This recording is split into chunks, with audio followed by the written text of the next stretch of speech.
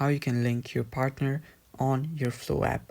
Now this is really simple process, guys, and before I teach you guys how to do it, if you're new to our channel, just go down below, hit the subscribe button and press the bell icon so you don't miss out on our future videos.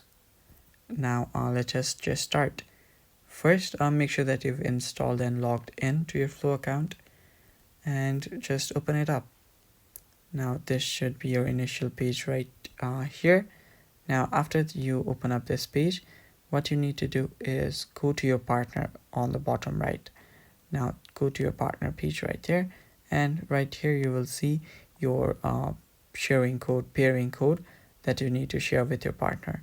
Now when you share this code, your partner will receive a link to download the Flo app, and then he can use this code to pair your guys' profiles. Now all you need to do is just tap on send pairing code, and you can send a link via WhatsApp or any other social media apps, or even direct text messages, and you can just download it from that link and just use this code to pair up. So it's that simple, guys. It is that simple to link your partner on Flo app.